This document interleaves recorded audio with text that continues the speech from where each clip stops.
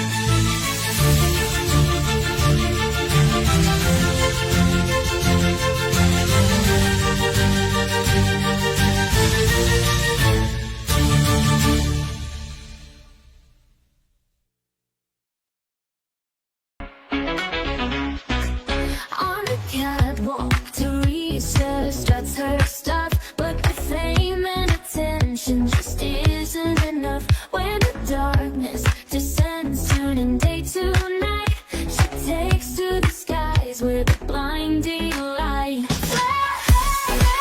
She's a sight to behold, sexy and powerful, brazen and bold.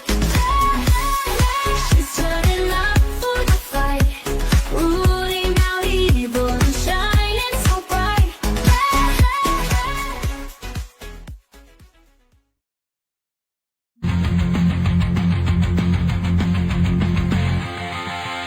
Years in shadows, hiding away. A hero awaits to emerge into day. His legacy lives in his son by his side. They're chasing a truth that can no longer hide. Captain Thunder and Blue Bolt, this is where the storm begins. Fighting unfairness and clearing his name. Lightning strikes and justice wins. And greetings, everybody. I am RJ Carter, Senior Managing Editor at CriticalBlast.com, myopic proofreader for Critical Blast Publishing, Chief Envelope Licker for Critical Blast Logistics, and yes, I will help you with your crowdfunder data with Critical Blast Consulting, putting my 35 years of IT database experience to work for you. Tonight, it's not night, it's afternoon. This is different. We're not at our usual time. So if you're here, you're one of the lucky ones. You're first in line because we have a very special program tonight because we have none other than Dennis Mallonee with us here. But while that is definitely a treat, I love talking with Dennis. You're all here, I'm sure, to speak with the living legend. You know him, you love him from the Silver Age, the Bronze Age, the Good Age of comics, Mr. Roy Thomas. Roy, welcome to the show, sir. Good age? Is that what they call it now? That's what I'm calling it. It was the best age of comics. Hi. Yeah. Glad to be here. I haven't seen Dennis in a long time. Not since We've been associated since, what was it, 1986, right after we got, I think it was first, we got together about 40 years ago there. Yeah, it was at the CAPS where they honored you at the Comic Art Professional Society. That was the last time I saw you. No, I meant the first time. Oh, the first time. That was back in the mid-'80s, by the 86. time my DC contract was ending. And Yeah, Alter Ego going there. we did communicate before then, but we'd never met face to Yeah, face. right. until- Through Mike Frieder, my then agent. Uh-huh. Anyway, nice to be on here. That's great. I didn't know Captain Thunder and Blue Bolt had their own animated song and everything. You know, that's right up there with that Spider-Man song that Gary Friedrich and I wrote. You know? It still hurts me, by the way, a little bit when somebody says 40 years ago back in the 80s. Those two phrases don't work for me. They collide in my head.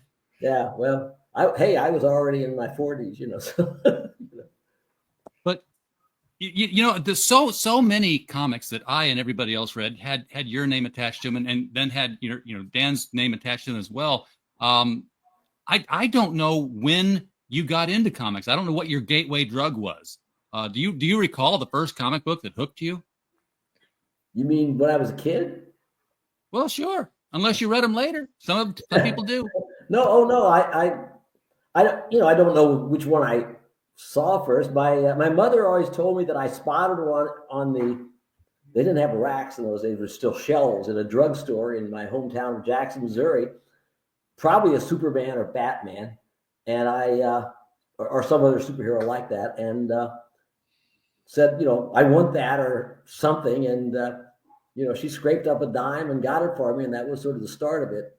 I don't remember what the oldest comic I ever remember really particularly having and holding and looking at before I could read would have been, I think, Green Lantern number 16. I traced back from about early 45, so I would have been 4 years old. Yeah. Again, the good stuff. About the same age I was. I don't know if it was good. It was there. A great character. I mean, the material might not have been so good, but the concepts were so good that they grabbed me. And I didn't have the 4-year-old kid. I didn't have the criterion to know if the art was good or the writing, certainly at that stage, was good. But I just knew that there was something about this approach, these guys in these colorful costumes and these strange powers and things that grabbed me. Somebody else would have been attracted to a Western or maybe a science fiction story or a funny animal. I went for the superheroes, and while I branched out later, I never gave up on that particular genre. It was about the same age I was when I found my brother's stash of comic books, and I was fascinated by them. So same kind of story. Well, I had I think it was a Superman 100. Comics. They would have been later. I mean, they would. Yours a little later than mine would have been. The first one I ever remember reading was Action Comics number 259. But my brother had a whole bunch of them there. He also had Mad magazines, which I found hilarious. I was 2 years old. They were just great. That's the new stuff to me, Yeah. I'm sorry. Well, I didn't get hooked until Superman 181. Pardon? I didn't get hooked until Superman 181. I grew up in Sparta, Illinois, so you know where I got my comics from. Yeah, right out of the gate there, huh? You probably sneaked in and grabbed them off the printing press. Funny thing is, although I didn't live that far away, maybe 100 miles, I've never been to Sparta, Illinois in my life. Closest I ever came was probably seeing Heat of the Night, which was filmed there, only calling it Sparta, Mississippi. Yeah. But I've never been to, I always sort of wanted to go there. And Gary Friedrich's, my late friend Gary Friedrich, who co-created Ghost Rider and stuff like that, I think it's his sister-in-law or something. She worked there. I've got an interview with her. I've got to find a way to publish soon, because I was always fascinated by what went on at that plant, which at one time published most of the major, comics, was publishing all that stuff. But I never got a chance to go there. Once or twice, I think Saul Brodsky or somebody made a trip there, for Marvel, but I never got a chance to, go with them. It would be kind of funny. I'd been flying to make a trip, and I've ended up 100 miles from where I grew up, I was going backwards. But Sparta, Illinois. That was a famous name back in those days if you knew anything about comics. Oh, yeah. Oh, absolutely. Yeah, I get stacks from people who, friends of my dad who would work there. They just brought home print overruns like they were day-old donuts at the bakery. Right. People saved that. They had a little money, but they probably just tossed them away. When you get it free, you don't value it. You throw it away. Oh, I know a guy who didn't collected some of the comics, but what he collected were the brass printing plates used to make the covers, the offset print covers. He's just got stacks of this metal in his garage, and I don't know anybody else who collects that, but it was intriguing to look at and see the artwork on it. Dick Giordano told me they used to keep a lot of the printing plates stacked up in the hallways at Charlton up in Derby, Connecticut, and so forth. And one day he ran to the publisher and asked, why do you have all this stuff hanging up? You can't use them. And they said, well, we're waiting for the price of metal to go up or something. He says that's when he knew that they were not primarily in the publishing business. Yes. Excuse me, I'm getting over the remnants of a little cold or something I caught up in a convention near Boston about a week ago or so, and I don't want to end up sneezing, on here. Yeah. Roy, one of the things that always stood out to me when I was reading your books was the deep lore You could always count on that. One of the books that jumps out to me almost immediately was when you would do Justice Society. In fact, the 4-issue America versus the Justice Society, with Batman's diary being the core piece of the court case. My wife's idea. She's the one that came up with the Hitler's diary was real big at that time. Remember Hitler's diary for a couple of months before it was exposed as a hoax? So she came up with the idea of a Batman diary that would sort of set the story off. I have a very bright wife, and she came up with a lot of ideas. She just never liked to really write them down particularly. But she'd be happy to give them to me. So basically, Dan equates Batman with Hitler? Well, just for a starting point. The thing was that he was dead, So, because he'd been killed off by, and Paul Levitz back in the stories in All-Star Comics. So that was a convenient thing. If somebody else had died, it might have been the Green Lantern diaries. But Batman, being such a big character, was a natural way to do something with him and still not have to use that character, I was never that interested in writing Batman with the characters because he couldn't do anything. Batman, after I grew to be about 10 or so, he was never a very interesting character to me. He looked great, and all that. But he just never, his stories were better written than the average, but he just never was a character of great interest to me after about. Well, I think we can give Bill Finger a lot of credit for how interesting those Batman stories were.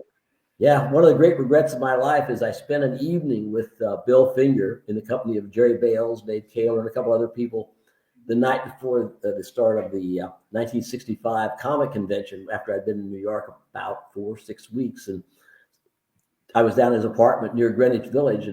But I was so into my new job. I had just started at Marvel a couple of weeks earlier, and in the whole industry about a couple of weeks earlier than that. And, so I didn't really, pay as much attention. But I remember, seeing this. He had the piece of paper where he had scribbled the name Robin and various other names as a possibility for, the kid sidekick of Batman and stuff. And I knew that he had co-created Batman at that stage, or whatever he was allowed to be, that he was the original writer anyway. And I knew about Green Lantern, but at that time I was just so into the new career that the part of my brain that is, Roy Thomas comics historian that had been very active a few months earlier doing Alter Ego and things like this, and for several years in Comics Fandom that came back out later in the last 20 or so years, had just kind of, gone to sleep for, 2 or 3 decades and everything. It woke up pretty quickly. But Jerry Bales, took care of it. It was really nice. Unfortunately, I only met him one other time. He dropped by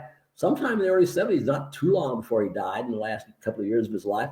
I guess he had an appointment with Stan or something, because I might have been editor-in-chief or next thing to it when he did, but somehow I never saw him that day except to say hello when he came in, and then he was gone, because I knew if he had come to me, I'd have given him work. We had those black and white books starting and so forth, and I would have found a way to give Bill Finger some work. I never did quite hear whether he was looking for work, but I can't imagine he wasn't, and everything. And so I sort of feel like he was sort of a missed, opportunity in my life to get to know a little bit better, because he was certainly a major figure in the field. I have a question for you, Roy. Getting back to Robin, is it true, the story I've heard, that the name was actually inspired by Jerry Robinson? Was that a myth? I have no idea. Jerry Robinson would probably have said that it was. I don't know.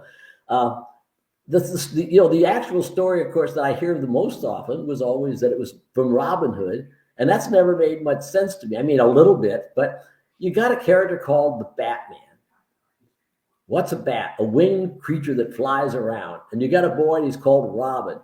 Is he really named after Robin Hood, or the fact that a robin is a bird? I mean, at least it's got, nobody ever mentions that the fact that he's red-breasted. He's got, he's named after a goddamn bird. He doesn't need Robin Hood or Jerry Robinson's name.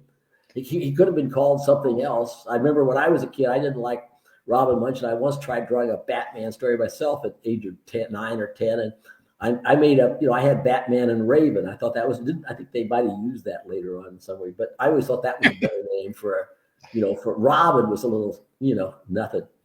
Should have called him just Target Boy. Yeah, Target Boy, right. I never liked Robin because, who's interested in a kid's sidekick? I never liked those. I was like Stan in that regard. I didn't want to be Robin. I wanted to be Batman. I didn't want to be Toro. I wanted to be the Human Torch, I found Robin to be rather annoying when I was reading the books. I mean, well, they make it even less. If superhero comics can be made less realistic. There's nothing does that any better than running around with some kid where you'd probably get thrown in jail for endangerment. The only thing worse than Robin and Bucky was Catman and Kitten, where you got this guy running around. He's got this young girl running around with her, endangering her, and everything. I don't know. What about the black cat and her little kid's boy sidekick? Remember that? Yeah, that I don't know. It was all just attempts to, sell books and not be quite as imitative of Robin, I suppose, but they were all kind of nutty. And yet we have Captain Thunder and Blue Bolt. Yeah, but Blue Bolt is, he's not a kid sidekick type. What is he? He's already has 16, 17, 18. I mean, he's not. I think he said he was 16. Yeah, at the beginning of the series. Yeah, but Robin, they made Robin in the early days look like he was supposed to be about 10 or 12. He seemed like he was a real young kid. Like he wasn't any teenager in the early days. Yeah. Eventually, maybe they changed, but I don't think he was supposed to even be a teenager by then. Certainly nothing more than 12 or 13. But that's just too young, But anyway, who cares about Robin? They killed about 5 of them off by now. Let him stay dead. Batman was better as a loner, Anyway, I agree. I've always thought so. Batman and Robin's how I met my wife. So because I was online in the pre-internet days, and that's back when it was like a CB handle to get online and call up the bulletin board, and I just used Batman because no one grabbed it. And my wife had the same name as the Robin from the Dark Knight Returns, so we had a connection there, and we finally got married. But not over Batman and Robin. Yeah, well, it's a good thing it wasn't Bucky. You could end up with. Yes. Anyway, be married to the Winter Soldier now. Right. Uh, Well, maybe we should segue into Captain Thunder and Blue Bolt at this point. No, what do you think? Yes, I'm we not should. against it. I'm not against it. So was that our when first did we- project, Dennis? We did. I think that was that the first thing we did together. That's the first thing we did together. Yes, Captain Thunder because and all Blue three of Bolt. them was for first originally. Yes. So, Mike Friedrich helped us get together. Seems like it might have been at our place in San Pedro at some stage. It was at your place in San Pedro. I came there and we sat down, you and me and Mike and Dan and Del Barris. Yeah, that's not true though, in a way, because when I had met Dan and lived there for a while earlier, it had been San Pedro. But while we lived for about 3 or 4 years up in Hollywood, they moved the boundaries and everything because that part of San Pedro decided they wanted to be fancier and became Rancho Palos Verdes. It was the same building, same lower middle class neighborhood, but now it was. But when you saw it was Rancho Palos Verdes. Although to a lot of people it's still San Pedro. It just had changed boundaries, so it was technically in a different town then. Yeah, I thought I remembered that. Okay, Adele was there. Changed the district boundary for the city of Los Angeles.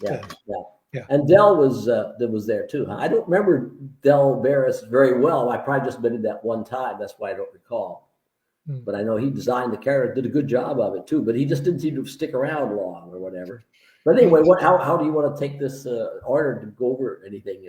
Well, what I'd like to know is how you go into the creative process on purpose. I mean, I understand if you're like just driving along and an idea says, "Hey, it'd be cool, a guy who flies with lightning bolts coming out his feet." But when you're actually like meeting to put together a comic like Captain Thunder and Blue Bolt, and it's like a conclave. It's like, okay, what ideas do we have? And now you're like really trying to come up with something. Well, you just have to make sure that it's an idea that you have some faith in, because it's going to be your money and somebody else's money. That's my money in terms of time. Nobody's going to pay. It's one thing to write a Captain America story. It's another thing to make up your own character and so forth. You're thinking of the publisher and everything, and you've got more of a real investment. And I thought it was a fairly good idea. I don't recall everything about the origin of the character. I think. I will say that you started from the concept of wanting to do a father and son superhero team. That came real early, and I don't know if that was my concept or Dan and me working together, because it was Dan. I think it was Dan who I actually. wouldn't be surprised. She came up with it's interesting because later on, after when I sent the first issue or two to my then agent Dan Oster, he's a film producer now, and he said I'd sent him other comics before. He says this is the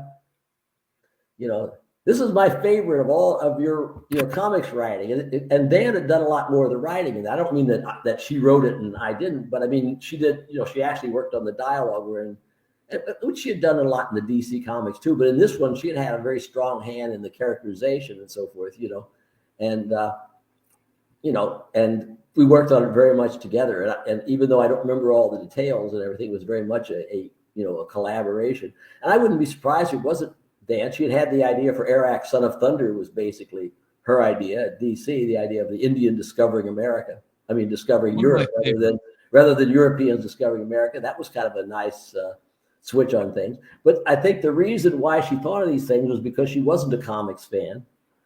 She wasn't blinded by anything that had been happening in comics or couldn't happen in comics, or that there was some reason why something shouldn't happen in comics. At that time she was, still fairly new to it. She didn't pay much attention to them when she wasn't working on them herself.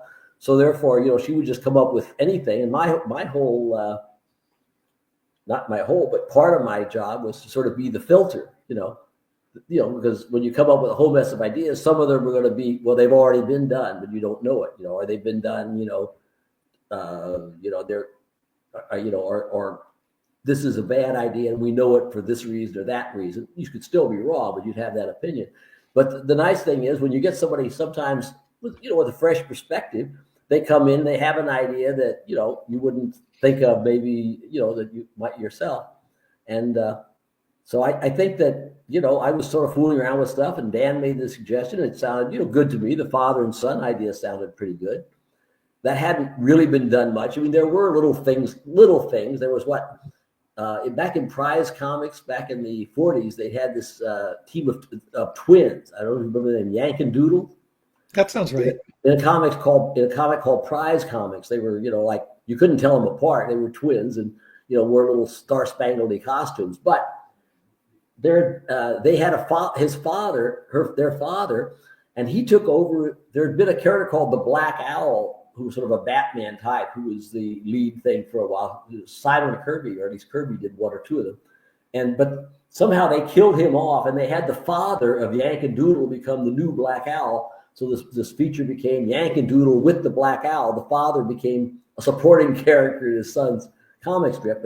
And there were, one or two things like that, but not very much, And I thought, well, this would be kind of interesting. We'd explore that father and son kind of relationship and everything. So, we plotted out this story, in which the father had a cloud over his head and, they're estranged with the son, hadn't seen him in all these years. It had a lot of the classical, I think, qualities of a story of, father and son who've been estranged for years due to various circumstances, have to get to know each other, and they're, prejudiced against each other. And the mother doesn't like the father anymore. And, things like that. And we just tried to take that and put superhero trappings on it and see where it led us. And it led us in some, interesting places. It never, I don't think we got a chance to quite develop it the way we would have, but we did some nice issues with it. And we had some nice art by Dell first, and then E.R. Cruz did a number of issues in a row. That was very nice.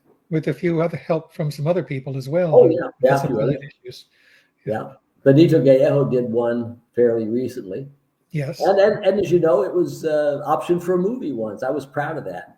I can't remember the name of the director or producer who did it. It was the guy who did what's that mountain movie back in the day. I don't remember his name, Jeremy Jones or something like. Anyway, but this guy, Jeremiah Jones. Jeremiah Jones. It might have been. Yeah, that might have been the name. Yeah. He optioned it, and everything. I mean, it wasn't a big option. It was like $10,000. Dan and I took half and split and gave the rest, even though we had the copyright.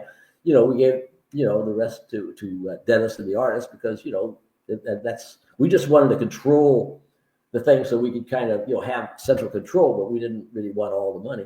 And the guy he kept it for years. For some reason, this guy whose name just doesn't occur to me. I'd recognize if I heard. I'd get it in multiple choice, as I always say. But he kept it off and on. I don't think he ever actually technically renewed with any money, but he kept it saying that he somehow thought there was something else there that he was going to unlock and somehow discover some new secret thing about it that would make it just work for a movie. And I said, well, you've got a classic father and son story, only they're superheroes. I said, it seems like that ought to, you could embellish that and do different things with it, but it seems like that ought to be a good enough starting point for a movie. But somehow he was looking for some other magical ingredient that he never found, so he eventually let it last. But I was proud of the fact that it was optioned anyway. And it's a shame. It would have made a good movie. Still would, of course. I saw so many young wards, I guess, growing up reading comics that it never really occurred to me that there just weren't any father and son. The only other one I can think of is a very new one. Michael Oden's The Embrace, where it's and it's a weird father and son one because the son is dead, but he's a young boy and he comes back and tries to calm his grieving father. His father wants justice, and the son's like, "Well, okay, let's do that." And he wears this costume, and the costume is the ghost of his son, sort of like a Venom symbiote. That's both imaginative and sick at the same time. Yeah, I got to say, there was also briefly during the Mighty Comics stuff that Jerry Siegel was working on. There were two Shields, right? The father and then the one based on the one that Kirby had done, that Double Life of Private Straw. What I was going to say is the original Shield's son took over the role. When the original Shield got turned into stone. Yeah, there may have even been one or two others. The Golden Age, but they weren't rare. They weren't common. Usually, they were wards, whatever that meant. Yeah. So they weren't really relatives, and I think that started out with. Well, the funny thing is, I think Robin and was it Toro? They came out or Bucky, one of them came out within a few months of each other. They're very close together, but they all ended up being wards. Or Toro was just somebody that Torch picked up at a circus, basically. He flew by, the guy burst into flame. He said, "Okay, we're kindred souls." They fly off together. That's about as close as Carl Burgess wanted to come to an origin. Let's find a little kid and light him on fire. That was a good idea. Yeah. And there may have been one or two others, but we knew it hadn't been dealt with, certainly not by any major characters or in any other major way. Dennis liked the idea, and Del did a great job with the costumes and everything. And, with the red and the yellow one, and then the more blue motif for the other. And the periods as well. I mean, the costume from Captain Thunder has a 50s or 60s kind of feel to it, and the Blue Bolt costume feels more, 80s and 90s. So that could be. Of course, it was. Yeah, it probably was. Yeah, I hadn't really even thought about it that much, but you're probably right. And one of my main contributions at the start was the names. And I was, I wanted to take the name Captain Thunder because I felt DC had, I never totally forgave DC for pursuing, the original Captain Marvel, and everything, and as a fan and everything. So, and I felt that they the idea that they would somehow also have the rights at some stage because they had done one story to a guy called Captain Thunder, that they should have the rights to that name. I just felt it just wasn't right for DC to have the rights to the name Captain Thunder. They didn't deserve it. They couldn't use Captain Marvel. They didn't deserve Captain Thunder. So, I was kind of annoyed with them too. I had just sort of left their full-time employ. I was still doing a little work for them. So I loved the name Captain Thunder. So I just took it, and made no apologies for it. Never have felt any need to. A couple of people were mad about it, but I had people get mad at me before. It's never bothered me too much. And the other name was even weird. Was Blue Bolt. It just seemed a natural if you're gonna and everything. I don't think I don't know if we had talked about color at that time, but still Blue Bolt. That was a wonderful name, of course, coming from the old Joe Simon character. I kept, I don't know, Dennis, you probably know this, but over the years, I got any number of comments at conventions, maybe even on a phone call once or twice, but several times at conventions when he would be there and we'd be talking and so forth. And he'd bring up Blue Bolt. It was always a sore point with him. I said, Joe, you haven't done Blue Bolt since, 1940 or something? You did a couple of 7 or 8, 9 stories. You left this character. You've never done him since. It's obviously public domain. I'm not even using your character. I'm just using the name. I said I would never try to swipe the character itself, but it's just an homage type name. And he was always sort of claiming like he had some sort of legal rights, and someday he was half good natured and half not. Take me to court on it. He was whipping you. I didn't think he was going to win that one, and I didn't think he probably ever would. So we stayed in on good terms, really. But I said I'm sorry, I didn't think you'd care, because it had been, by that stage it had been something like over 40 years, since he had last done anything with Blue Bolt. I said it was just an homage. I said I got to admit I could have made up a different name for both of them, but being the way I am, the idea of having a couple of old comic book names attached to these characters just appealed to me. Yeah, it was great. And Blue Bolt, in fact, I don't know how much you want to get into this, but it was because of Blue Bolt that we felt a need to do this archive edition. Yes. Well. To protect it. Yeah. You can. I don't know much about it. You can say what you want to. I don't know. But go ahead. Well, it was because, in large measure, that someone drew your attention to the fact that Marvel was introducing a character named Blue Bolt. It was actually Joe Simon's grandson, I think, who I know slightly, called it, or he and his father. They called me on a call and asked me if I knew about it. I knew nothing. I knew nothing about it either. Yeah, and I contacted Marvel, and I don't. All I said was, I didn't know if they were aware of the fact that not only these characters exist, but that we've advertised.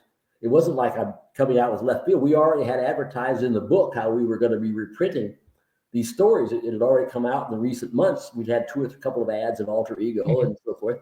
And, I have to say, I'm assuming they're good as their word. I haven't heard from them since, that they got back to me, rather shortly. I mean, they go into a lot of detail, but said that after the second or third issue, something like that, they were going to change the name of the character in some way or other. And that's, because the character itself was, again, nothing like either the original Blue Bolt or our Blue Bolt. It was just that name. And I thought, Marvel's got Black Bolt. How many bolts do they need, Maybe someone knows, because that was a while ago. It may be that other name, certainly that other name would be out there. Maybe someone could advise us as to what name they I don't see too many new comics anymore. There's some stores I just don't keep up. I'm sort of interested. I wanted to know about it. I thought if I'd see a copy, I'd have even bought copies of those just to see what they did. No problem with the concept. It seemed like he's some kind of jerk character, but just the idea of the name, it was only the name, and they didn't need the name. So why have that dispute out there? First of all, it would complicate their ever using, say, in a film or something, right? Because because they'd have to look and think, here's somebody else has another claim on that name. So it probably made sense for all concerned, since it meant so little to them. I'm curious, because I did suggest a name that you passed along to them. I think I did pass it along. Yeah, I think. But you didn't tell them where it came from. Hold on. There's a note here. Yeah. There's a Blue Bolt in the current volume of West Coast Avengers, so that must be the lead time. They haven't had time to change it yet. Yeah, because it's only about the third or so issue they claimed they were going to change it. Now, if they don't, I don't know. I'll see. I'll try to. Now that you reminded me, I think we'll both try to check on this soon and see if they did it. I did. Maybe, or I don't know. Maybe they're still mad at me over something about Wolverine and something. They won't do it. I don't know. Well, one of the things about the name that stood out to me was that you didn't just stick it to DC with Captain Thunder. You kind of stuck it to him with Blue Bolt as well, because I remember I watched all the little shorts from Filmation, Lou Scheimer's company, when they were doing the DC Hero 5-minute cartoons, and one of the ones you would rarely see was the Flash and Kid Flash, and the villain was another speedster named Blue Bolt. Was it made up for TV or something? Yeah, it was made up for TV, but it was in the DC universe of characters. Yeah. So it was. Well, I was one of the first people to do that kind of thing, taking these old names from old characters and making new characters out of them, like Yellow Jacket and things like that. But as other people came along and they also had access to the same information I did, especially as more and more reprinting was being done, and the comic museums, digital comic museum, and so forth, were online where you could check things out. More and more people were going to, become aware of these things, so they would do some of the same, kinds of things. So I can't expect to have, I didn't expect to have a monopoly on that kind of taking over names. I just was one of the people that did it first because it was a particular interest of mine, and I've been around a longer time than most. But the difference is that your Blue Bolt was active. Right? Copies were being sold. The trademark was still out there. Yeah. Right? So Marvel was in fact stepping on an existing trademark. Yeah. I should say that I've always been on good terms with Marvel. Right. Yeah. We came to a nice accommodation regarding their use of the Champions trademark, and we both ended up happy.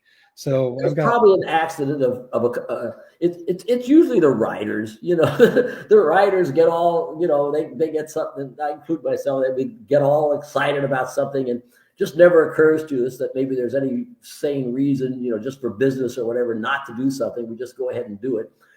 It's hard for me to believe that somebody around Marvel didn't know that Blue Bolt was the old original character, but they might be unaware of our character because it hasn't been out there too much a while. But once I could explain to Marvel that it was being, we had solicited new material and reprints of material and so forth, and had another issue in the works, which we do, to come out and everything. That this would just create kind of confusion in the marketplace. Marvel doesn't need that, especially over a name that means nothing to them at that point.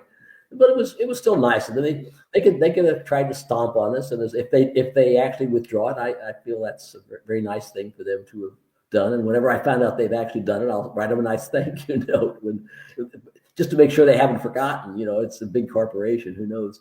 But no, I don't think anybody was ever after us. They were just looking for names. I guess Brown Bolt just doesn't have any appeal to anybody, Brown Bolt sounds so. What was the name? What was the name that you suggested? It was good. I don't recall. Well, but maybe you don't want to repeat it. I can say it because if they changed it, it's already in production. Whatever name they chose, I thought it would be a good name for the kind of asshole character that they were introducing to start calling himself the Azure Avenger.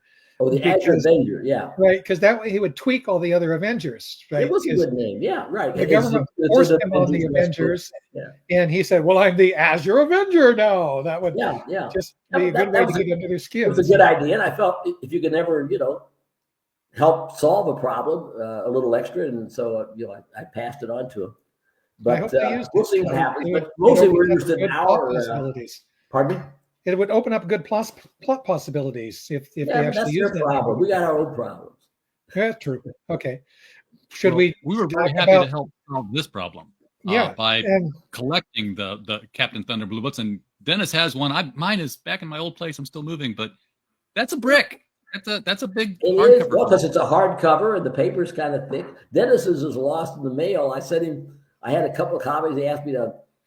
Dan and I autographed one and sent it, went lost in the mail, and I got to take one of my other copies. I haven't got around to mailing yet, but I got to send it. That's okay. Like I said, I'll send you a replacement copy for that too. I'll send it. I just haven't been up to the post office one day, and when I did it such short notice. I didn't have time to get it ready because Dan was there. I wanted her to make sure she had signed it too. But I've got an extra copy. I just needed the other copy that had the trademarks on it and everything. I got that one. That was my main thing. Yeah, we goofed up a little bit. That's going to be a rare issue. There are several copies out there that don't have trademark. Yeah, but it's relatively rare. I haven't heard anything. It was it's a nice looking. Are you, RJ? You're connected to Critical Blast, right? I am Critical Blast. You're Critical Blast. Well, that's a nice package. That's a nice package. Well, thank you. My partner, my creative director George Peter Gatsis, did a lot of work on making all that look pretty, and I'd be lost without him. He's supposed to be here, but he's sleeping. He worked all night doing some lettering for some more projects we got, and he's catching up on Z's. Well, let me just say also that archive contains every appearance of Captain Thunder and Blue Bolt that has ever happened in the comic books, even down to a retailer promotional poster that they appeared on. Yeah, it's nice to have that collected. Yeah, it's basically the complete so far Captain Thunder and Blue Bolt. But we got another one in the works, right? We do. It's issue number 13. It's going to be a supersized issue to wrap up that initial storyline after all these years. God, I hope we can get to it soon. It's for me, it's a matter of resources. I just don't have huge Sure. resources. I'm not Marvel or DC. None of us are. Yeah. So It's a great looking book. I mean, it's a Heroic Publishing book, so it's still Heroic's imprint, obviously, Critical Blast imprint on the back, but it's out there with Flair. It's out there, it's going to be out there with She-Bat. Dennis is working with us to do a lot of stuff. Roy, we would love to work with you on more of your own creator-owned materials, but I know you've got two Marvel Publishing. I'm 84 and a half now. I haven't got a lot of. I could do it if I get. The problem is, 25 years ago, I guess it was 25 years ago, I got back doing Alter Ego as a magazine, and I like doing it. I still enjoy doing it. But the problem is it takes up so damn much time for very little return. I enjoy doing it, but, I lose money. I mean, I don't lose money, but I mean, it's one of the least productive uses of my time I could think of, probably, as my wife, always reminds me. She says, you make 35 cents an hour, she says, doing it. And I said, well, I'm not trying to make, money, with it, but I just enjoy it. I enjoy the history. And if anything happened that got in the way or something like this, after almost 200 issues, it wouldn't kill me to kill it. But I just kind of like going on. If I start getting really bored or I run out of material that I feel is worthwhile, I'll do it. But that doesn't leave me much time for writing. And I basically, all I was doing, I'm keeping my hand in by doing 3 strips, which are supposed to be weekly, but we don't come out with them more than a couple times a month, for Edgar Rice Burroughs' website. 2 different Tarzan strips, one adaptation of the novels. We're just starting Return of Tarzan as the 3rd book, because we worked Jungle Tales into the warp and woof of the Tarzan of the Apes thing. And a John Carter. Pardon? I love Jungle Tales. I think that was maybe the best of the Tarzan books. It had some nice stuff in there. I wanted to do all the Tarzan stuff in chronological order, so when it came to the right point, right before he met Jane, that's where we just plopped in a whole year or so worth of Jungle Tales, and then John Carter, and a couple of books have come out of that. One reprint of some of the early Tarzan of the Apes, and one of the new Tarzan strip I had done with originally with Tom Grinberg, and then later with Benito Gallejo, which sort of got him the job I think he has now, doing some Tarzan for Dynamite. Oh, cool. And we did have somebody just send a note thanking you for bringing Conan to the comics. Yes. Because, it was good for all of us. It was good for Marvel, good for me, good for Barry Smith's career. It was even good for Arnold Schwarzenegger, because for a lot of people and so forth. The funny thing is, of all the things that I would have thought that, I wouldn't end up doing anymore, the thing I seem to always end up coming back to without going around looking for it a lot is the Conan stuff. I don't know if you know that only 2 or 3 weeks ago, I had a new Conan story out from, Heroic Signatures / Titan Comics, the combination of 2 that do the Conan material. They revived the title Savage Sword of Conan as a black and white magazine like the old one. And I just did it just came out 3 or 4 weeks ago, a 48-page Conan story, the longest thing I've done in an issue in a long, long time. And with this wonderful Spanish artist, Rob de la Torre, Torres, I have to look at it. But anyway, really good. He's like, it's like John, it's like a reincarnation of John Buscema in a lot of ways. And, but he's got his own style too, and he tells a wonderful story. He puts a lot of black and moody stuff, and I liked it so much that it was finished.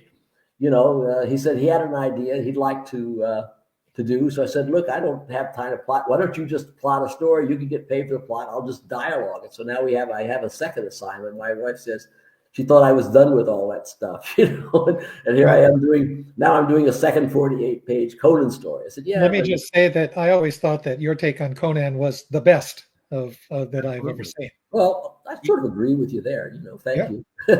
I don't think in comics anybody ever did it any better, but there have been a number of people who did it well. I mean, yes, that is true. I can't. Compare. They've got some good stuff coming out. Pardon me? We use the black and white Savage Sword of Conan run as a as a template, so to speak, for one of the books that we published, which is The Atlantean from Randy Zimmerman and Russ Leach. They're doing the Cull series from like the very beginning. So they did, the Shadow Kingdom first as a graphic novel, and then launched that into the Atlantean. And everyone basically looks at it, says, hey, this is an A4 magazine sized book, black and white art. It's very Buscema-esque. So like, this is basically doing, since the stories, I guess, are public domain, you just do it as long as you don't call it King Cull, you're okay. Is that? I guess. I mean, that's I'm hands off on that area. The first story is public domain. The Conan story. I've seen books called The Sumerian and stuff like that too. Where they adapt the Conan stories. They just can't say Conan on the cover. That's all right. If the stories are public domain, then they're public domain. I don't know. Yeah. I wasn't trying to trap you anything. I don't really know, because it's just been a long time. Things that were public domain and that were copyrighted at one time, now 40, 50 years later, maybe they're not. I mean, we once at Marvel had to stop and swallow a whole Oz book I had already written and had been drawn and everything else, because the copyright hadn't run out on the third book, Oz with Oz. A few years later it did. So now I'm sitting around with copies of this never published, like 60 or 70 page story, that was all done, but it could never be published, I mean, a few pages are missing now, but, public domain, makes a lot of difference. But Cull would be nice. Cull was a character I always thought, would be fun to take and start from the beginning. If I were doing it, I'd start with him as the, with the stuff like the Exile of Atlantis, the stories when he was the young kid on Atlantis, and take a long time to get to the Shadow Kingdom. But, there's all sorts of different ways to approach that, a character like Absolutely, that. Yeah. So, but anyway, so I'm sort of back in the Conan business, and between that and trying to get my the first volume, which sounds ridiculous itself to say the first volume of my autobiography, as if it deserves more than one or even one, is to come out by the end of the year. I mean, it's sort of I guess if I noticed, I would say I was overextended, for a person of my age and everything. We should mention the fact that Ron Harris has, in fact, finished the artwork for an issue of the Alter Ego superhero book, which I still need to get colored. And he also wrote it, and I need to do the lettering for it. But it shouldn't be too much longer before that comes out. Yeah. And we're planning for a total of 3 new issues, which will bring 8 altogether for the series. Right. I'm hoping maybe I can get back and write. I was supposed to, write them all, and I had come up with the general concept, just, and so forth. And then, but I just felt like, I just felt a little cramped. I wasn't going to be able to do it all. Ron had written some comics, so I felt, well, give him the shot, give him a chance, make some extra money and see what he can do with it and so forth. Maybe I'll get a chance to write one of the other ones. This is the funny animal one. We had the superhero takeoffs for a while. We had a crime issue, and we're sort of going through all the various genres as they came out. There's got to be a romance issue, because romance came in the late 40s, and there'll be a horror issue and things like that. Go through all the various. I really love that concept. That was something that I remember there were a couple of producers in Hollywood were really trying to make a series, half real life, half animation out of that at one time, and so forth. And there was back in 2000, I remember I met a producer who at the time worked for some major studio, and since then he went to another one, but I haven't heard from him in several years. But he was wanting to do the Alter Ego series. He said he told his wife on his honeymoon a year or two earlier, one of his great desires was to make a movie out of Alter Ego. And I said, well, good luck. I don't know if it's the paperwork is too complicated, because maybe the contracts weren't clear enough about where the rights went at the end, or if he just sobered up. I don't know what happened to him, but I was always proud of all those things. We have three series with you, really. Yeah. We got Captain Thunder and Blue Bolt, which is being reprinted in Newark and New. We got the Alter Ego with 3 issues in the works, spread out depending on Ron's schedule. And then there's next issue of Anthem, almost ready to go. Right. With me, it's always a resource issue, but the artwork's done, it's colored, and I just have a little bit of lettering left to do. And then once we have the money to get it to press, it'll go to press. Yeah. We got an answer. I don't know if you saw it pop up as to what Marvel did. They dropped the blue. They're just calling him Bolt now. Well, all right. That's fair enough. That's fair. Yeah. I don't think that's as good as Azure Avenger, but that's their business. Oh. And he says they even mentioned in the dialogue that the name is temporary. So, okay. Well, bless their hearts. I thank Marvel. They could have, fought us on it and, and whatever, but they just saw it made more sense to change it. It meant very little to them. So, Marvel is basically nice people. Like I said, I've never had any. Yeah, well, as they used to say on SNL, comic books have been very good to me, and everything. They're being nice to us now, so that's good. And we'll try to be nice to them in return. I had a good time with Marvel. I just wanted to mention that I was one of those people that was absolutely enchanted by the alter ego concept when it came out, and I was a college kid at the time. But the fact that it was a kid who's finding his grandpa's old comics, and there's a mask insert that the premium that came with it, and he puts on the mask, and suddenly he's transported into the world of the comics. I mean, I've always loved these kind of portal stories from Alice in Wonderland to Narnia to things like that. Yeah. Well, it was a comic. There's a fair amount of the original Captain Marvel in it, in a way. A certain vague inspiration, and then of course there's a little bit of Captain 3D, right? Because he had the 3D glasses he put on. Well, that's the second time I swiped that because for Marvel I had 3D Man who had a similar experience, and it was just a chance to do something that I kind of wanted to do, to do all this and so forth. And I don't know, that's one at least I came up with myself. I can't blame that, off on Dan. That was one she helped me with some things here and there, but that was one that was mainly mine. With Captain Thunder, she had a big hand, but I like these concepts. I never, by the time I was,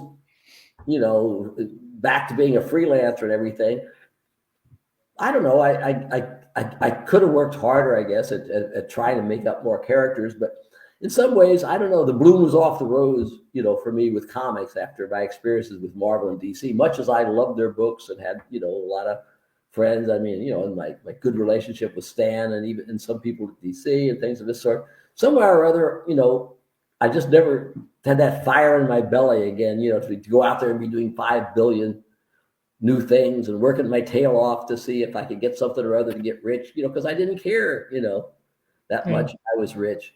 I mean, we made that up in 1986, right? Captain Thunder Blue Bolt, yeah. Right. 4 or 5 years later, I mean, I moved to, South Carolina, your animal farm. Yeah, it wasn't not a place of wealth and glory or anything like that. But, it's a 40-acre place with 2 houses and a swimming pool. I mean, that's a lot more than a poor kid from Missouri ever expected he's going to have anyway. Right? So what did I dream? Yeah. Yeah.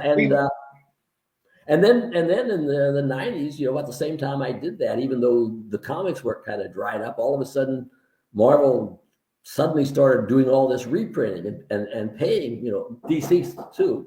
But Marvel was doing some reprinting, and so the money came in, and by the time that and the movie money and different other things came in, it turned out I found out I didn't really need to do anything. Somebody else. John, are you here? I can't imagine that. Just can you hang on just a second? Sure, absolutely. I can't imagine they've locked themselves out. Okay. I think it's the lead giving me. Okay, yeah, no, it's somebody bringing some greens for John and so forth. I thought maybe they had gone and locked themselves out. They fled over to the room because I had to, because if they talk, it gets in the way. We should, I think, since the point of this is actually in a roundabout way to promote that Captain Thunder archive, we should tell people, Jay, how they can get hold of a copy of that. By all means. Yes, absolutely. Well, it's a book, and when we sell books, they're in bookstores. You can go ask your Barnes and Noble to get it for you. You can go ask your I almost said B. Dalton, showing my age there.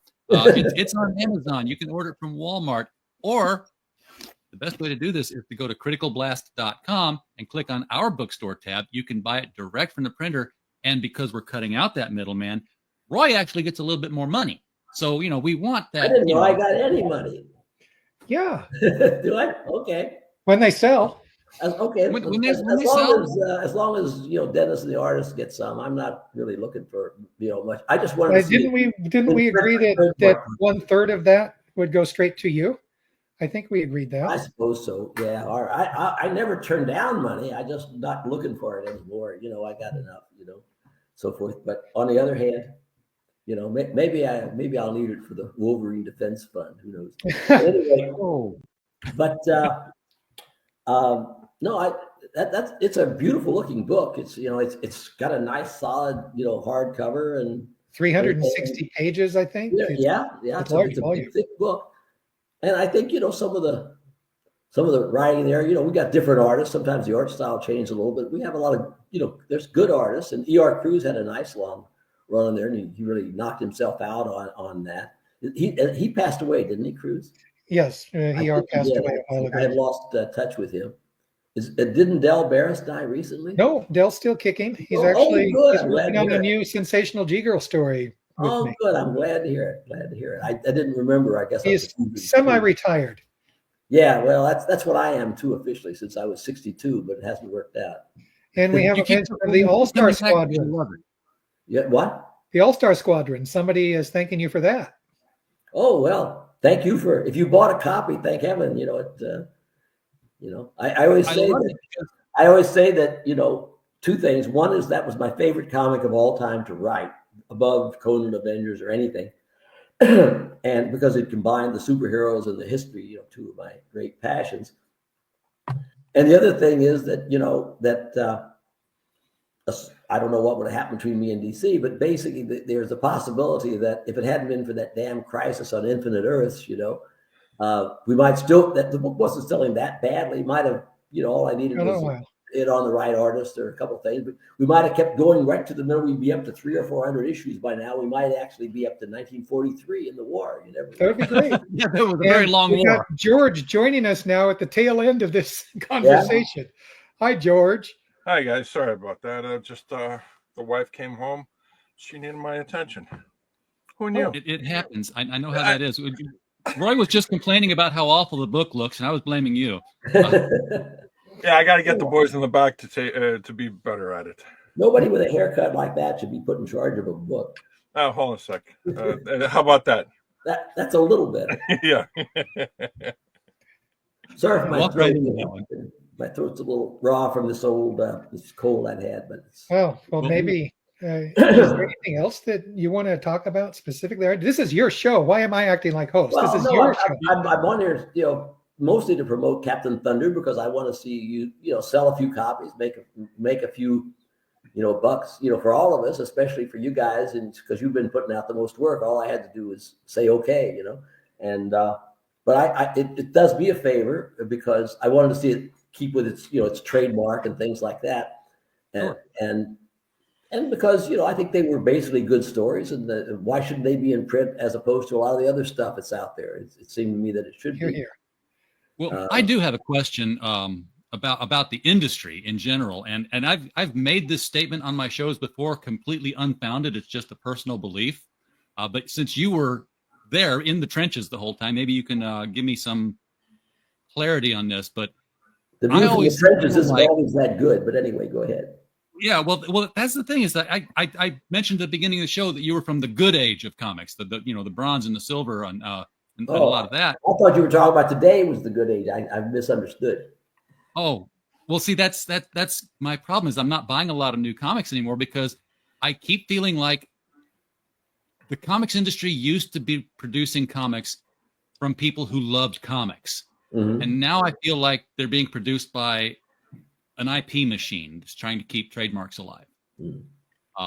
And I don't know what your take on the industry is. I know you still got friends in the publishing industry. You don't want to step on their feelings or anything like that. But well, not really many people I know. I mean, I have good enough relationships with people at Marvel, but one or two more executives than anybody in the creative field. And the same thing is, I have very few contacts one way or the other in the comics field anymore.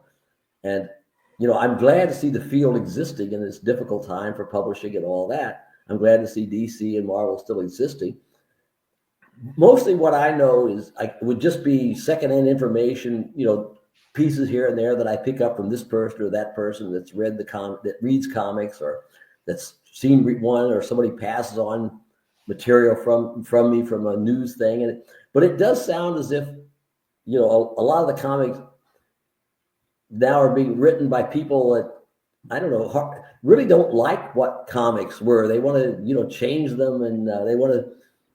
There used to be this thing, 20 years ago, and one or two people were particularly active in that the certain people would come on. It was like they would be, I'm going to tell you what should really have been done with this character, because everybody who ever wrote the character before was an idiot, And my feeling was that you should be very suspicious of anybody who says that, because the next person's going to say it about him too, and we all know that. But that was one thing. But nowadays, it seems like I get the impression that these people all just want to come in.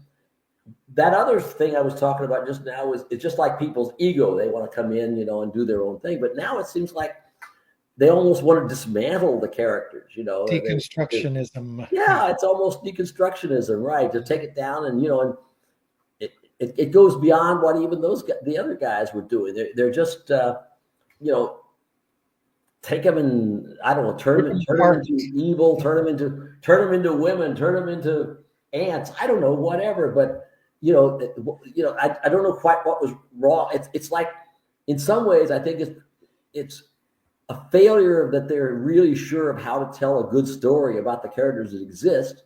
So all they can do is kind of deconstruct them, hoping they can find the story and tearing them apart, because they don't know how to build them up. And these characters are so good. Superman, Batman, Spider-Man, these characters, all they need are people to come around who like them and want to tell good stories. You can put in a lot of controversial elements.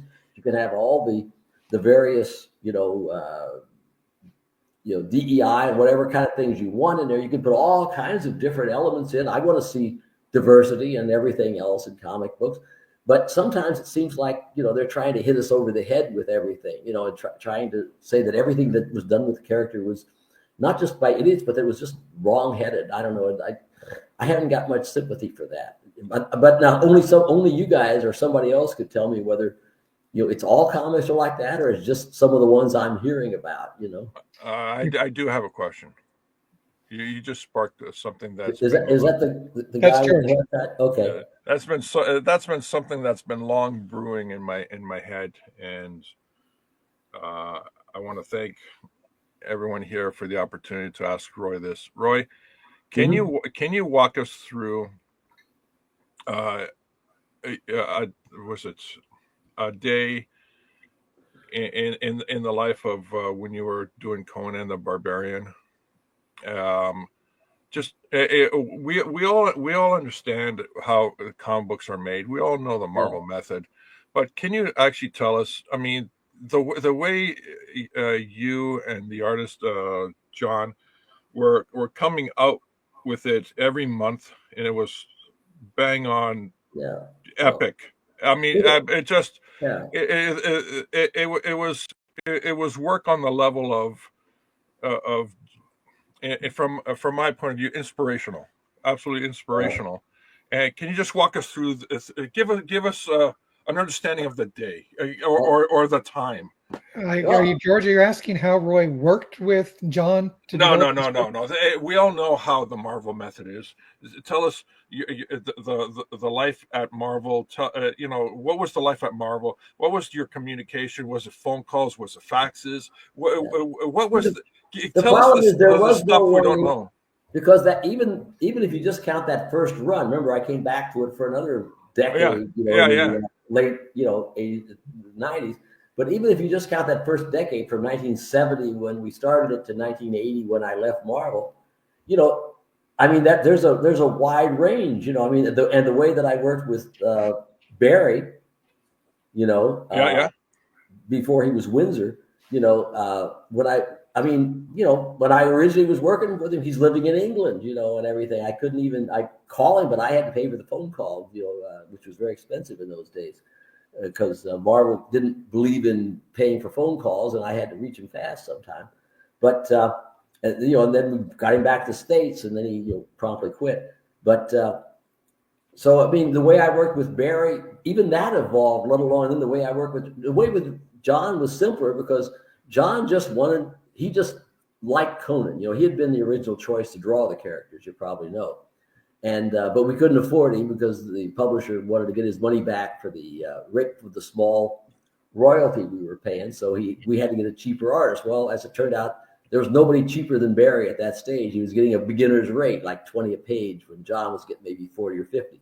So Barry got the assignment, which he made, perfectly made a touchdown with in very short order because of that. But then John got another shot at it, only about 2 or 3 years later with a couple of Gil Kane issues in between. But the way John worked and I worked was almost invariably the same, whether it was an adapted story by Howard or L. Sprague de Camp or somebody else, or whether it was an original story that I plotted out, is that I just sat down and either wrote a plot or I sent him a copy of a story in a paperback or he already had one or something like that, I made Xeroxes or whatever it was. And maybe I marked it up a little, or I made a few comments, about leave this out or emphasize this or that. But otherwise, I just sent him stories and then let him draw them.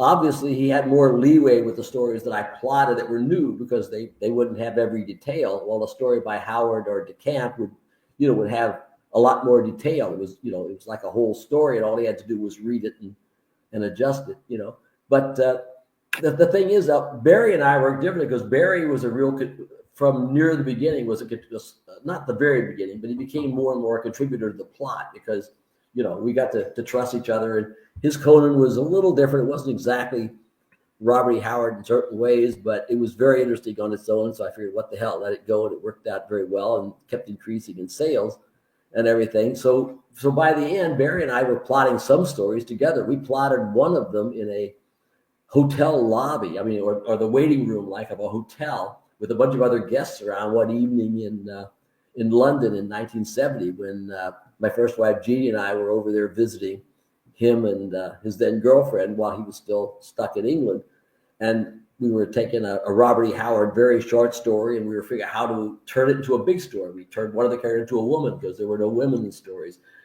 At the end, Conan just slices off the head of this man-headed snake. Well, that was kind of dull by itself. It's not enough. So he came up with a whole several-page battle, that he's having with this snake and everything, and a couple of other things. And then Barry just did a wonderful version of it. And, and then when he came back, we plotted a couple of stories together. And, the first Red Sonja story was an adaptation of a Howard story. But then the next issue, which became his last color comic for Conan, was the Song of Red Sonja. And that was, it was my basic story, but we kind of co-plotted it together since, within my framework of what was happening. When John came in, John wasn't the guy that some guys wanted to plot with you. Like Barry got to like that. Gil Kane always wanted to do it. Neil Adams wanted to do it. Some other people like to do it. Even Rich Buckler sometimes. And when I worked with, George Perez on a couple of things, I'd let him kind of go, with things. It depended on the artist. With John, he didn't want to talk about it. He'd want to hear about it. He loved Conan. So all he wanted to do was just get the story and start drawing, because as little as he liked comic books, at least he liked drawing Conan better than he liked drawing anything else in comic books, because you didn't have to draw cars. He said he always hated drawing cars and modern cities. And he says, this is the kind of stuff I really want to do. He didn't even want to do Tarzan compared to Conan. He says, this is the kind of stuff, you can make it up. And he doesn't even have to do a realistic, medieval city, because it's a made up medieval city. So if nobody can say this isn't the way that looked, because it didn't ever look, And so he was just happy to take the stuff and draw, and he would do, at the worst, a good job. And of course, at his best, a magnificent job. And the only thing he didn't like was, he once in a while would complain. He says, I don't like these goddamn L. Sprague de Camp stories. He says, Robert E. Howard, he writes a good, gutsy story. You send this stuff by this de Camp guy, hasn't got any guts. So I said, I know that. I said, well, why are you sending it to me? He says, well, that was the official canon that was out there in the paperbacks. So I said, we're doing them all. We're doing Howard. We're doing DeCamp. We're, the other people that write it. And so he'd do it, but he didn't like it, But he was paying attention, John. the whole time. I've got a question I don't for know you what. Pardon me? about the Tower of the Elephant in particular. Yeah. Barry did the original adaptation of that. Yeah. Did John just have a hankering to do it himself? Is that why No, that was me. Oh, that was you. I wanted to make to do all the adaptations I could of everything. I adapted the Tower of the Elephant with Barry and in number 4. Then I had John readapt it because I wanted to see what he would do with more pages in Savage Sword, and so I doubt if he even looked at Barry's book, or if he did just for a second. No, there was nothing in there aside from the basic plot that was the same. John, That's why I was curious about it, whether it was. I don't think John disliked Barry's work. It just Barry's work wouldn't have meant anything to John. John was on a different. Barry was a great artist in his own way, but John was on a different plane. Doing more realistic work. And then I adapted it in sort of like old time radio format for a record album. That was published, somewhere in that period. It took, I guess, that side of it, I don't know, ran 15 minutes or so. That was kind of nice. And then right before I left Marvel, I adapted it as I think I adapted near the end of the Conan comic strip. I think I adapted that about 4 times. I just wanted I liked that story so much. I just wanted to wring everything out of it. Every time I could find a new excuse to adapt it, I would do it all over again. And when I was advised story consultant of the first Conan movie, I made a couple suggestions from that story for the plot when he was and everything. I was glad to see he had that tower with that serpent in there. And I said you should call it the Tower of the Serpent and things like that. But that was just my favorite story, even though it has one impossible thing is I think it has Conan tossing up his rope to climb this tower. He indicates like the tower is 100, 150 feet. There's nobody can toss a rope that high, He had a Conan ring. Yeah, right. I mean, unless you got maybe an eagle carrying it up or something. But, Howard could just make you kind of believe it because he was such a magical storyteller. He kind of carried it along. And if you're going to, that was a weakness of it. But it was so good otherwise, you just kind of overlooked that kind of thing, DeCamp, as somebody once said, was too sane to write a Conan story. Really. That's a good way to put it. DeCamp was a good writer, but he was a good writer. His Conan just didn't feel right. Never felt right to me. Yeah, which is funny because half the time those stories were Robert E. Howard stories that he did just some rewriting on, but still somehow never quite ended up being a real Howard story. No, there's only one real Conan, it's not me and it's not Schwarzenegger and it's not anybody else. It's Robert E. Howard, and it died when he shot himself in the head in 1936. But in the meantime, he left a nice legacy of little stories. Some of them are better than others, but a wonderful character and a wonderful world. And I'm just glad to have had a chance to be part of it, even though until I started actually writing it, I had intended to give it to Jerry Conway or someone to write. I didn't figure any reason for me to write Conan, but I had to because I had offered the estate more money than I had been authorized to. Martin Goodman had authorized me to offer them $150 an issue, which is a lot more money than it is now, but still wasn't very much. I was that's what we were offering Fongor, the Lynn Carter character we were going to do originally. I was so embarrassed by the amount that when it came to Conan, who I knew was the best of these characters, I read the stuff by then, most of it, and knew that was the most valuable of things. So I didn't think we could get it. It turned out we could, but I was so embarrassed by the $150 that I upped it to $200, which is a 33% increase on my own without thinking about it. Well, when Glenn Lord, the estate agent down in Pasadena, Texas, said, okay, all of a sudden I'm faced with the dilemma. I basically spent $50 more, which is like several hundred or $1,000 or $2,000 now, of the company's money per issue without any authorization. So I figured I'd better write the first couple of issues of this comic anyway, in order to, so that if Goodman complains about the money, I can just not voucher a page or two or something, and I'll take the loss. And that's what led me into becoming the Conan writer. Otherwise, I don't even know if I'd have written the comic. How was life at Marvel juggling so much? communicating with the artists, the other writers, editors, in between people? I mean, It was very exciting. I mean, not always pleasant. No, what job was ever always pleasant? But it was exciting. Stan was an exciting guy to work for. Sometimes he could be a little manic depressive, but he was basically, excited and mostly positive, the majority of the time.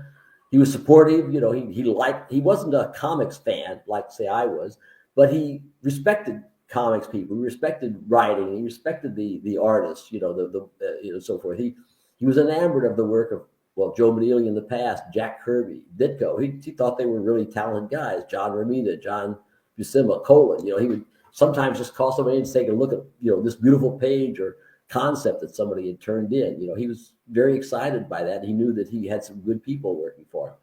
And, that kind of contagion, at least to me, wore off. Some people had a different view. What Marvel was like or what Stan Lee was like in that day, it depends. You'll get 50 different answers, from 50 different people who. Not more of the people, but more of the environment. How was your day in the life of being at the office, juggling so much all at the same time? Because I've lived a life in corporate world, and I had to juggle quite a bit. Yeah. But not to this level of. Epic. Just what you'd think. I mean, you're proofreading 1 second, and then they give you something else to do, and something this needs to be done, that needs to be done. And it wasn't something whether I was at the beginning there or after I'd become editor-in-chief, where I planned out someday I'm going to come in and do this and that. If I did have a plan, it usually didn't last very long after I got there, and you just combination of either putting out fires or maybe starting some, and. But it was kind of exciting. I can't ever say that I felt bored, working at Marvel. Never had any time to be bored. Sometimes I get mad, but never bored. Something was always happening. There was, if something got a little quiet for a little while, something else would explode to make it happen. Somebody would come in with a new idea, or there'd be a problem with the code or something. And it was a nice job, and I enjoyed it quite a bit. I don't know, it probably. Good for young people. Stan had a good temperament for it. He sort of gradually gotten used to it, but I enjoyed. I was working with some good people. I started out working with Saul Brodsky and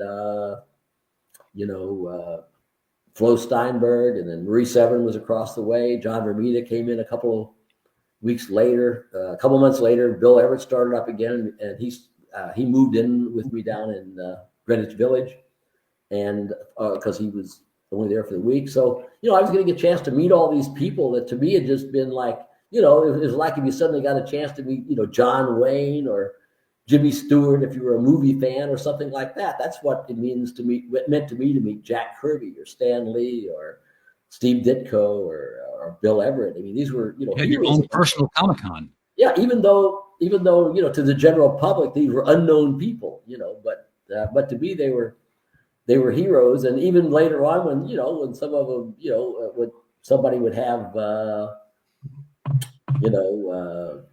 some problems or something, I mean, you'd say, well, nobody's perfect. Somebody may be not the nicest person in the world, or you may be having trouble with them, but they're still a really good artist. No two people I ever fought much harder than, say, Neil Adams and I, over the years.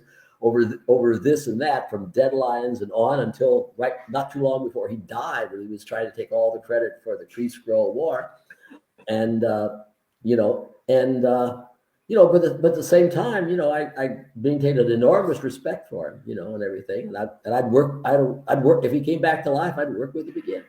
Anyway, I better get going. My wife wanted me to get home. Oh no, I was wait, more of your time than we should. Two more questions, real quick one. What was the end of the day like? Did you leave at 5 o'clock, or yes. Example? Thank God Stan was not one of those guys that made you stick around till 5:30 or 6 in the afternoon. He was usually out the door at 5, and the rest of us were out at 5:02 or something like that. 90% of the time. Once in a while there were exceptions, so forth. But if there was a crisis, since there was almost always a crisis, it would still be there in the morning, and there was nothing much you could do at 5 o'clock in the afternoon, so we didn't try. Roy, it's good to see you. It is really good to see you. Give my regards to Dan, please. Well, thank you very much. I'll mail off that book to you soon. And congratulations, and thank you very much for doing such a great job printing the Captain Thunder and Blue Bolt. Maybe you can remind people to buy that book. Buy the book. That's right. Go to criticalblast.com, hit that page. I think there should be a link on the YouTube channel right below here. If you're watching it on the Critical Blast channel, you can just click it. Yeah, you can click the link. It's a new portmanteau now. We clink things.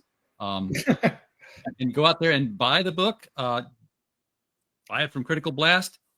Buy it from Amazon. Buy it from Walmart. It's out there. All the books we publish are out in the mass market. It's been a super pleasure and a privilege to have Roy on the show tonight. So Roy had to run. Dan was calling him. Yeah. Yes. You got to go when the wife calls, and I'm about to experience that myself. So everybody out there. Yeah, I know. Glad you made it in, George. It just the day just got away from me. Sorry, guys. Alrighty. That's all right. Good night. So we're going to leave. We got a 3-minute outro. Don't hang around. Just go, guys. We'll talk later. And Dennis, thanks for setting this up. Folks in the chat, thank you for being here. We don't have a show without you. We're just a podcast falling in the woods otherwise. So we're glad you're here. And, of course, as always, while you're here, we just hope you had a blast. Thanks, guys. Good night.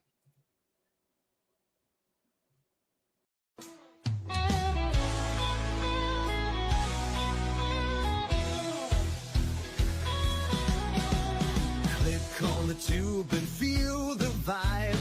Every show you crave right here live. Heroes and villains clash in the night. Madness Comic Network sets it right. Scroll through the list, find what you need. Epic battles and fast-paced speed. From capes to cosmic space delight. Tune in and watch your favorites ignite. On Facebook, share the thrill so grand. On X, the buzz across the land. Madness Comic Network all around. In every episode, joy is found.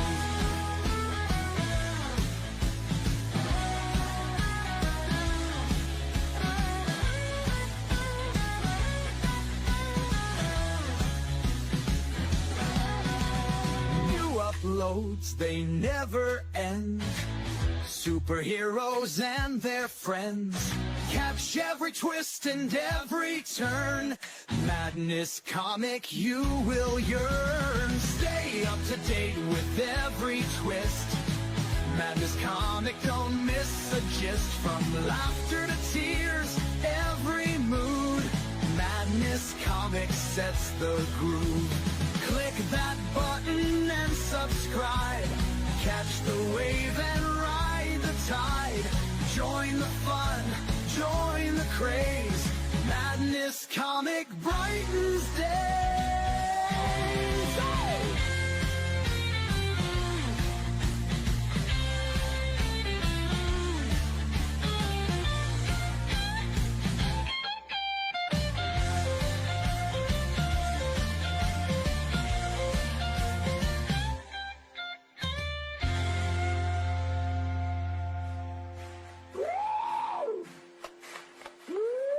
New uploads, they never end. Superheroes and their friends. Catch every twist and every turn. Madness Comic, you will yearn. Stay up to date with every twist. Madness Comic, don't miss a gist. From laughter to tears, every mood. Madness Comic sets the groove. Click that button and subscribe.